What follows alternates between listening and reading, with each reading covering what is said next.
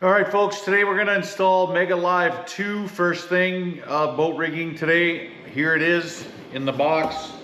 We'll do a quick little unboxing of this. I haven't looked at it yet. I'll grab the tools I need, hop up in the boat, walk you through what it takes to put it in. So let me set this down here and open it up. Looks like a lot of packing stuff around it. Get that out of the way. So here we go, transducer, a little bit different shape than what you're used to seeing. The cable is completely different, the way it attaches there. We've got two wires going in independently, a little more robust, and this cable is soft, flexible, a lot different than what we saw with Mega Live 1. Got a box here with all the different mounting. Here's the two sleeves that go around the trolling motor or your pole bracket that you're going to use, and then here's the piece as well that is going to be used to turn it from forward mode to landscape or perspective mode. And while that is it feels a lot different than what we had before, much more robust exactly there. So we got a button to push, and looks like I've got to squeeze the sides. There we go. Squeeze the sides there, snaps in place. So much more robust. Once an old timer like me figured it out. And then there's one more box here. Let's see what's in this. And inside this box, we've got a power cable, Ethernet cable there, and a choke. This choke would go on the battery charger if you have issues with interference. I've never had to use one of these, so hopefully this year we don't.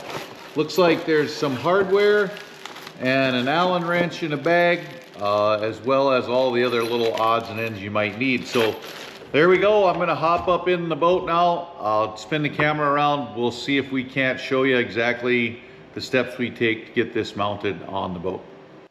The first thing we have to do is put the two mounting pieces together. This piece here mounts on the shaft of the trolling motor, and this piece here is the piece that's used to convert from forward to down to landscape mode.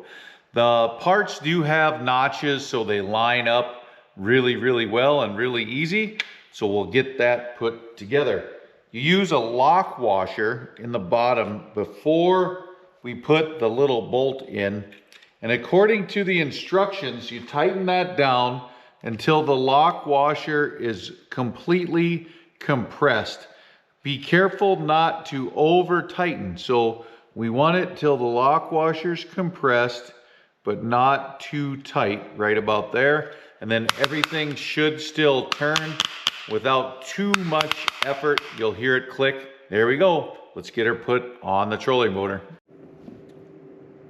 Next thing is mounting this bracket on the trolling motor shaft. It's pretty straightforward. Comes with the proper bolts, we'll call them. They have an Allen head on them. Two pieces just sandwich around the trolling motor. And then it's kind of tricky because you have to get everything up from the bottom and through here. So I'll go ahead and work on this while you watch, and we'll be right back.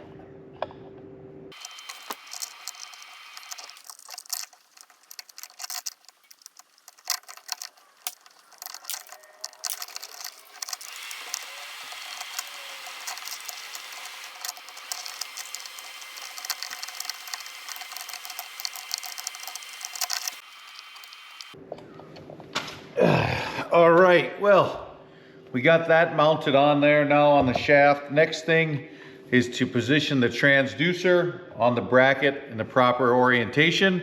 I'm gonna consult the owner's manual and be right back. We are gonna also have a Humminbird 360 on the trolling motor. So after consulting the owner's manual, I know folks, that's hard to believe. I've got the hinge on the left, and I'm going to mount the transducer in this orientation What that allows me to do is to put this transducer in landscape mode with my 360 mounted on here later without hitting each other or having interference. Got the screw in there, holding it in place. I need to tighten it up again till that lock washer is compressed fully but not overly tight. Let me do that and we'll move to the next step.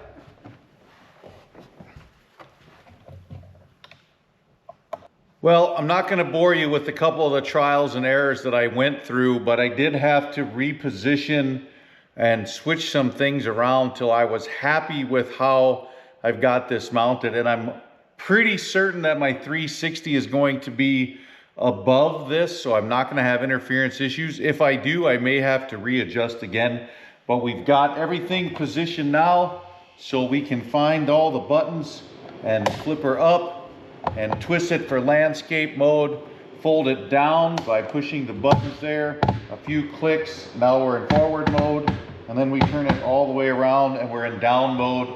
No obstructions on the trolling motor. Again, we'll have to leave the 360 with enough room. Now all we got to do is route cables, fasten everything down, and I'm going to save that till I'm all done mounting the 360. But again, MegaLive 2, much more robust. The cables are softer, connected to the housing better, transducer feels better. The whole mount feels much more sturdy than it did in the past. Can't wait to get it on the water and see how it goes, but that's the attachment of MegaLive 2 to a trolling motor. Well, next up is the Humminbird 360. I'm going to combine this with the install of the MegaLive 2 because on my rig they go hand in hand. You can't really install one and then add the other because there's going to be some adjustments. So I haven't got everything locked in place just yet. We'll get the 360 mounted, make sure everything's going to fit and operate properly before we lock it all down and come along and follow the journey. Well, the first thing we have to do is mount this plate to the Ultrex Quest. It's got several holes because the plate is universal, and on the Quest we have to use these spacers to get everything to stay flush and locked down nice and tight. So I'll go ahead and get this all bolted together. It's pretty straightforward. Long bolts on the top, short bolts on the bottom. Stay tuned and we'll get back with step number 2.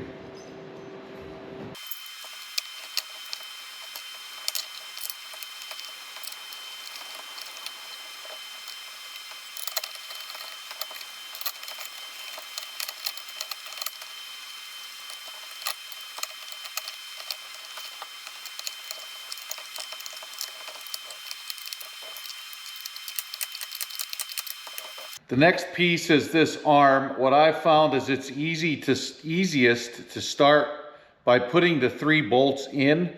They only fit one way. It's kind of a little bit of a puzzle, but when you get it, it goes nice and easy. You don't have to try to struggle. It snaps right in place, and we'll just tighten these down and we'll install the actual 360 on the shaft next.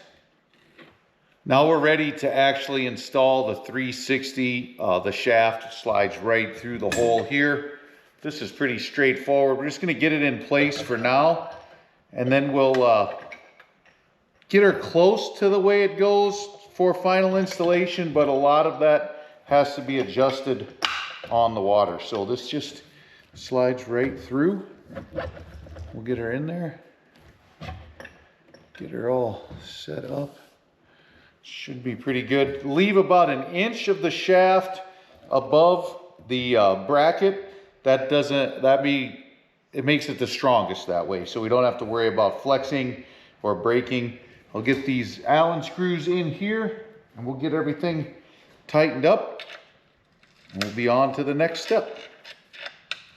So I've got everything installed the way I think I wanted it, and I've got to do a little bit of adjusting, and this is why I don't tighten everything up all the way.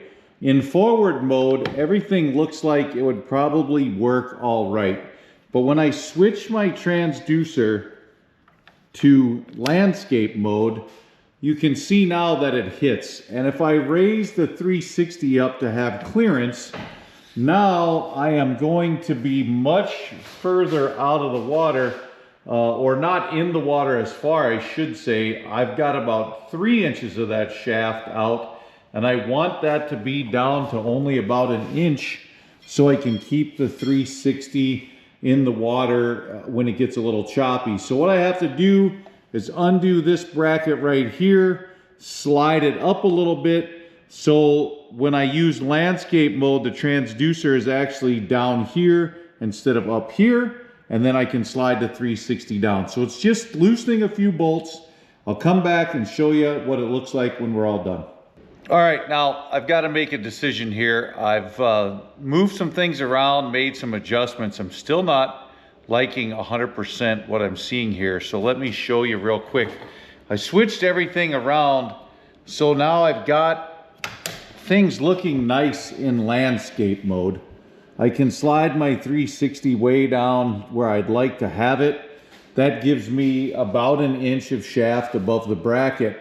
But if I go to put this back in forward mode, that obviously is not going to work very well. So I think what I'm going to have to do is decide what's more important, the 360 being in the water all the time in moderate chop, or using landscape mode, I think I'm gonna slide that live imaging transducer down further and sacrifice landscape mode. The 360 is very, very critical to me, and that's what I think I'm gonna do. Well, I made final adjustment and I made the commitment that the 360 in the water more often is more important to me than landscape mode. So I moved the Mega Live bracket as far down as I can. I'll slide the 360 bracket closer to it. I'll leave about 1 inch in between, and then I'm gonna tighten everything up. And that's it for installing the physical product. Then we just have to route cables and plug things in, and we'll be ready to use her on the water hopefully soon. Okay, the last thing we did was route some cables. You want to use the reinforced areas where you put your cable ties, and then you want to make sure you leave enough slack so that trolling motor can turn all the way without binding anything up, right? So a lot of slack there all the way. We've got plenty.